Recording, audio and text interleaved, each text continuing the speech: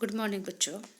बच्चों, आप लोग हिस्ट्री में पढ़ चुके हैं, इतिहास में, कि देश की आज़ादी के लिए हमारे देश के महान विभूतियों ने क्या आंदोलन किए और अपने देश को आज़ाद करने के लिए। बच्चों, यहाँ पर एक आप देखेंगे, यहाँ लिखा हुआ है स्वराज्य का नींव। बराबर। स्वराज्य का मतलब क्या है बच्चों? आप लोगों ने एसएस में पढ़ा होगा।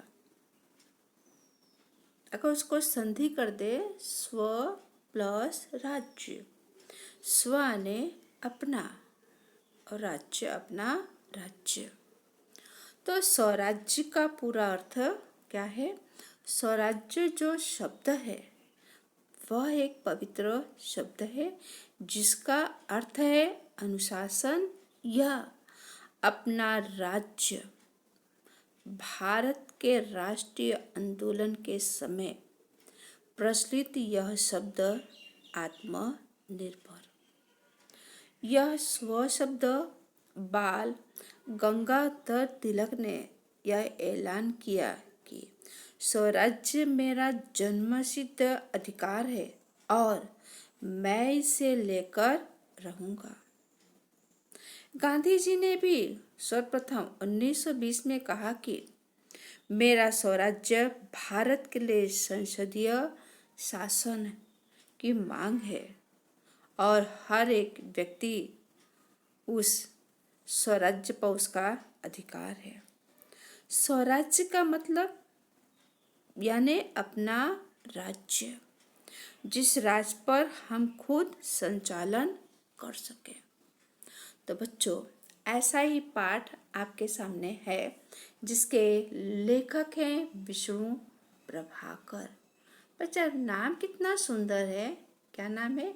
विष्णु। बराबर, नाम है विष्णु, लेखक है विष्णु प्रभाकर। यहाँ पर देखेंगे लिखा हुआ विष्णु प्रभाकर। विष्णु का अर्थ पता है बच्चों? त्रिदेवों में से एक देव लक्ष्मीपति और है प्रभाकर। प्रभाकर यानी प्रकाश। तो इस लेखक का जन्म, विष्णु प्रभाकर का जन्म, बराबर, ये देखते हैं कि उनका जन्म, विष्णु प्रभाकर का जन्म 1912 में, बराबर। तो विष्णु प्रभाकर का जन्म 1912 मुजफ्फर जिले के मीरनपुर गांव में हुआ था। इन्होंने प्रारंभिक यानी शुरुआत की शिक्षा गांव में और उच्च शिक्षा हिसार में प्राप्त की। कई वर्षों तक पंजाब सरकार की सेवा करने के बाद 1947 दिल्ली आ गए और तब से दिल्ली रहकर पूर्ण समय के लिए साहित्य सेवा में लग गए। उन्होंने कहानी, उपन्यास, जीवनी, नाटक, एकांकी, संस्मरण, यादें और रेखाचित्र जैसे रचनाएं उन्होंने लिखे। उनकी जो प्रमुख रचना है ढलती रात, यहाँ देखेंगे ढलती रात, स्वप्नमय उपन्यास, संघर्ष के बाद कहानी संग्रह, नव भारत, डॉक्टर, प्रकाश और परछाइयाँ, 12 एकांकी, अशोक, जाने अनजाने, संस्मरण और रेखाचित्र, आवारा मसीहा। तो इनका जो विष्णु प्रभाकर के जो पिता हैं उनका नाम है, उनके पिता का नाम दुर्गा प्रसाद। दुर्गा प्रसाद जी धार्मिक विचार वाले व्यक्ति थे और इनकी माता जो विष्णु प्रभाकर की जो माँ थी वह महादेवी पढ़ी लिखी महिला थी। उन्होंने अपने समय में जो महिलाओं का पर्दा यानी घूंघट, जिसे आप लोग कहते हैं लाज निकालना, उसमें उन्होंने महिलाओं के पर्दा का क्या किया? विरोध किया था। और विष्णु प्रभाकर की जो विचारधाराएं हैं, उनकी विचारधाराएं हमारे हिंदी साहित्य के महासम्राट प्रेमचंद के परंपराओं, आदर्शों के साथ उनको जोड़ा गया है। और जो विष्णु प्रभाकर हैं, इनकी एक रचना है आवारा मसीहा नामक, इनकी जो रचना है, इस रचना पर इन्हें सोवियत लैंड नेहरू पुरस्कार से इन्हें सम्मानित किया गया है।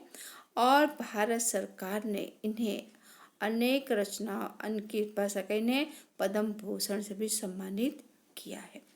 जो विष्णु प्रभाकर हैं बच्चों, इनकी रचनाओं में हमें देश प्रेम, राष्ट्रवाद तथा सामाजिक विकास का मुख्य भाग हमें इनके नाटक में, इनकी रचनाओं में हमें देखने को मिलता है। बच्चों यहाँ पर जो टॉपिक है, यहाँ पर स्वराज्य का नींव। नींव आने पता है, शायद आप लोगों ने सुना होगा, घरनु वास्तु से घरनु पूजा। जब घर बनाया जाता है तो घर की एक पहली नींव रखी जाती जमीन में। जब पहली नींव मजबूत होगी तो उसके ऊपर ही मकान खड़े किए जाते हैं। शायद आप लोगों को पता होगा कि हमारा इतिहास गवाह है कि राजगुरु सुखदेव और भगत सिंह, जब इन्हें फांसी की सज़ा के लिए ऐलान किया जाता है, तो बहुत अच्छा भगत सिंह ने लिखा है कि जिस तरह इंजीनियर मकान को बनाता है और उसके ऊपर बहुमाली मकान खड़ा करता है, उसी तरह हम जैसे सपूत देश के लिए शहीद हो जाएंगे तो हमारे देश की माताएं अनेक भगत सिंह को जन्म देंगी। यानी हमें ही नींव का पत्थर बनना है। हम ही कुर्बानियाँ देंगे तो हमारे पीछे अनेक लोग कुर्बानी देने के लिए तैयार रहेंगे देश को आज़ादी दिलाने के लिए। उसे कहते हैं नींव का पत्थर बनना। तो बच्चों यहाँ पर स्वराज्य, तो स्वराज्य के लिए शायद आप लोगों ने ना पता होगा, हमारे देश की अनेक महिलाओं ने भी क्या किया है, अपना योगदान अदा किया है। वो भी युद्ध के मैदान में उतरी है। सुभद्रा कुमारी चौहान ने लिखा है, खूब लड़ी मर्दानी में तो झांसी वाली रानी। तो झांसी की रानी एक ऐसी वीर महिला थी जो युगों तक सबकी जुबान पर वह चर्चित रहेगी और अमर भी रहेगी। अंग्रेजों के खिलाफ जिस तरह से उन्होंने लड़ाई की, अपने राजपाट को संभाला, वह सचमुच काबिले तारीफ था बच्चों। वह अपने तात्या की मदद से सबसे लड़ पाई थी। अंत में वह यह भी कह गई थी कि उनकी लाश आने 100 अंग्रेजों के हाथ तक ना लगे। यही कारण है कि वीर महिलाओं की गिनती में पहला नाम रानी लक्ष्मीबाई का नाम पहले आता है। बच्चों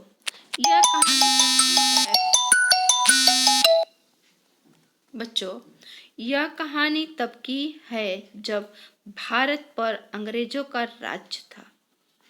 एक दिन वे इस देश में व्यापार करने आए थे और बन बैठे यहाँ का शासक। करीब 200 वर्षों तक उन्होंने राज्य किया। इस दौरान 1947 में स्वतंत्रता होने तक कई तरीकों से भारत ने आज़ादी पाने की कोशिश की, लेकिन बंगाल के नवाब सिराजुद्दौला 1957 में प्लासी के मैदान में झुल्दा को अंग्रेजों ने हराया था। इस लड़ाई के महत्वपूर्ण परिणाम हुए। अंग्रेज अन्य राजाओं और नवाबों के राज्य पर भी क्या कब्जा करते रहे और धीरे धीरे एक दिन सारे देश पर उनका शासन हो गया। बच्चों 1857 में यानी 1857 की क्रांति यानी रानी लक्ष्मीबाई, जिन्होंने अपनी तलवार से अंग्रेजों के नाक को दम कर दिया था। रानी लक्ष्मीबाई स्वराज्य के लिए लड़ी और स्वराज्य के लिए मरी और मरकर स्वराज्य के नींव का पत्थर बन गई। स्वराज्य का नींव का पत्थर बनना यानी स्वराज्य के लिए कार्य का आधार बनाना।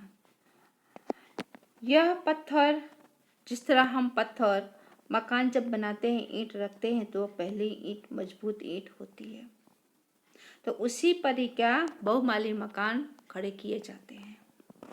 क्योंकि भारत में अलग अलग राज्यों में अलग अलग राजा राज्य कर रहे थे। दुख की बात यह है कि उनमें आपस में एकता नहीं थी। जिस तरह हम लोग देखते हैं कई बार लोगों में भी वैसा देखने को मिलता है कि एकता नहीं होती है।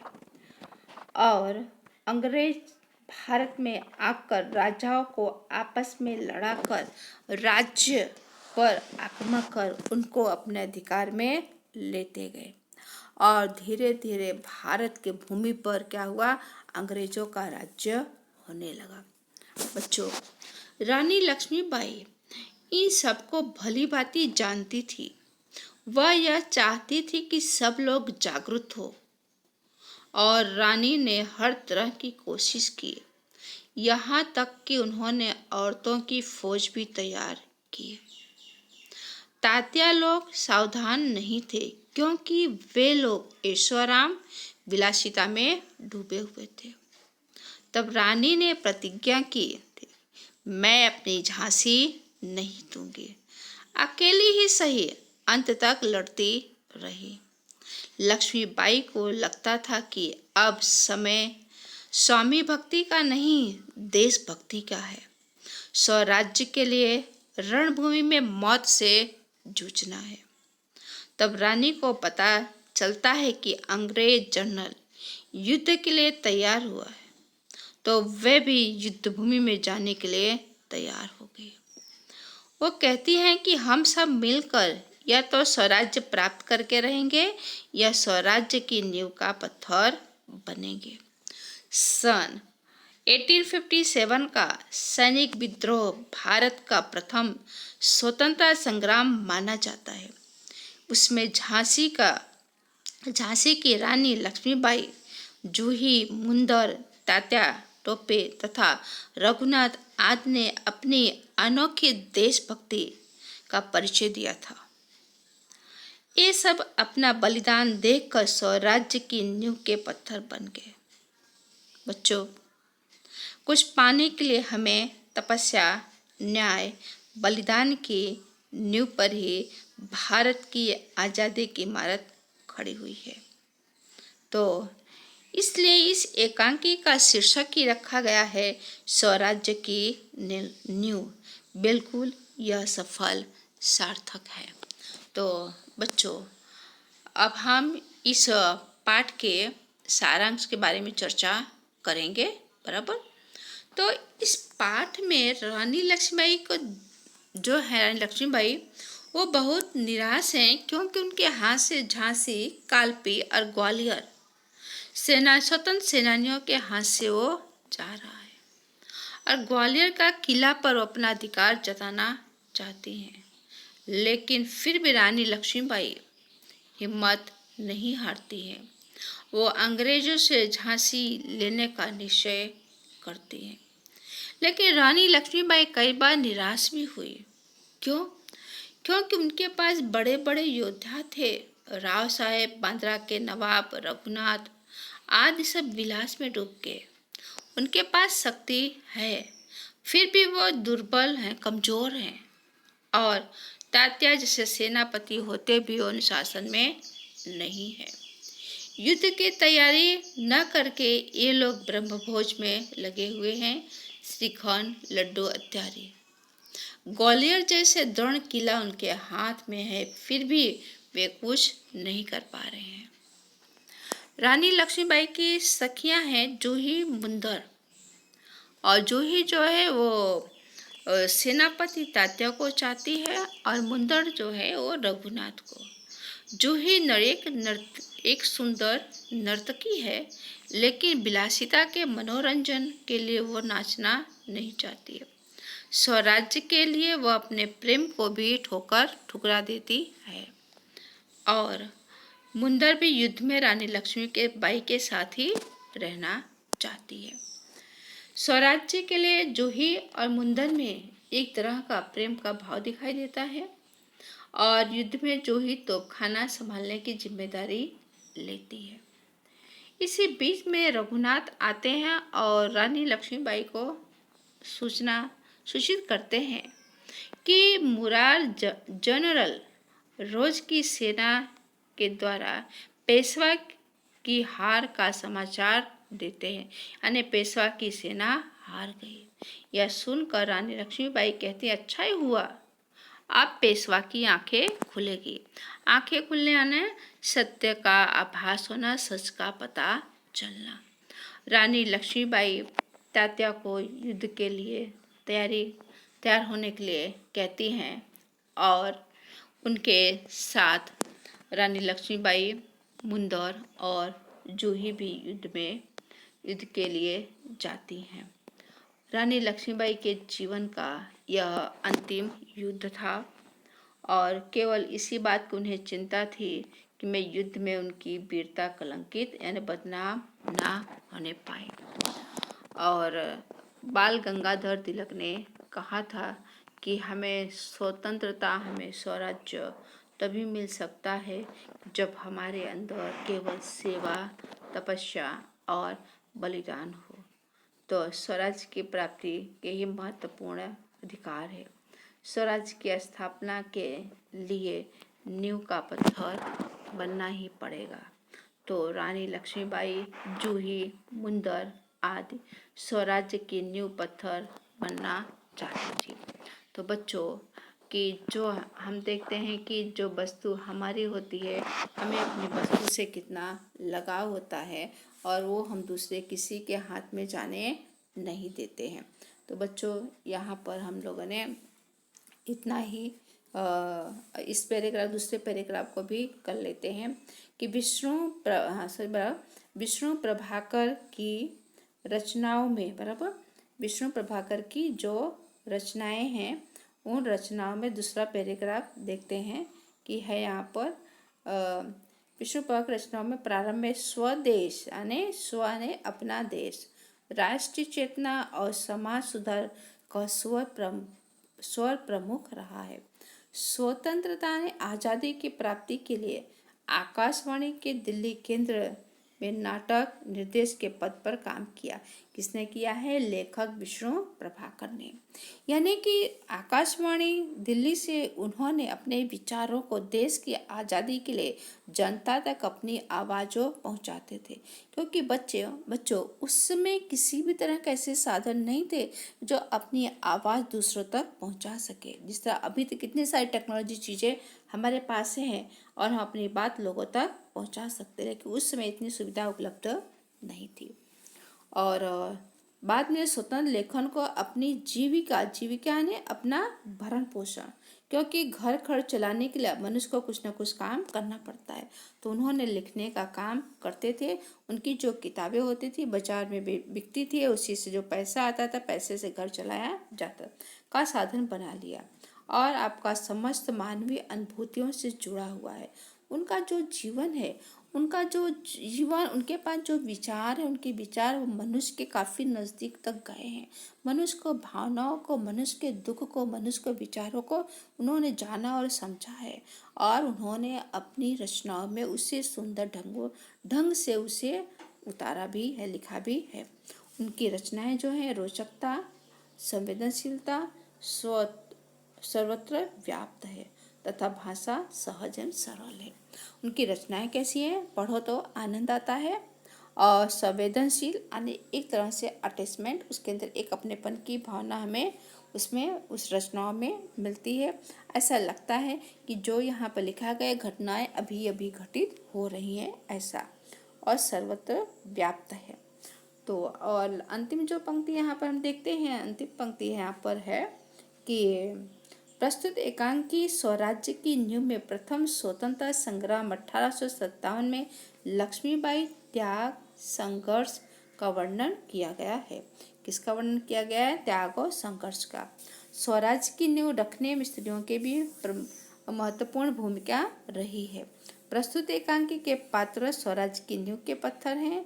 इनके त्याग, तपस्या, बलिदान के द्वारा भली भांति स्वराज्य प्राप्त नहीं हुआ, लेकिन वे स्वराज्य की नींव का पत्थर बनकर जनमानस में देश प्रेम और नव जागरण की भावना जगाने में सार्थक रही हैं। कि महिलाएं जब युद्ध अंग्रेजों से युद्ध करती हैं तो एक तरह से क्या हुआ, हमारे देश के महान पुरुषों के अंदर आज जोश भर दिया। हमारे देश की जब महिलाएं युद्ध के लिए मैदान में उतर सकती हैं तो हमें भी अपने देश के लिए क्या लड़ाई लड़नी चाहिए, अपने देश के बचाने के लिए। बच्चों, हम देखते हैं हमारे देश के नौजवान क्या बॉर्डर पर दिन रात क्या वो तैनात हैं, तभी हम लोग शांति की सांस आराम से हम सो सकते हैं। तो ऐसे हमारे देश के महान युगों को, महान बेटों को, महान भाइयों को हमें सलाम करना चाहिए। तो बच्चों, आज हम इतना ही करेंगे, बाकी आने वाले समय में आगे पाठ की चर्चा करेंगे। और आपको मैं प्रश्न भेजूंगी, इस प्रश्न के उत्तर आपको सुंदर अक्षर में लिखना है। धन्यवाद।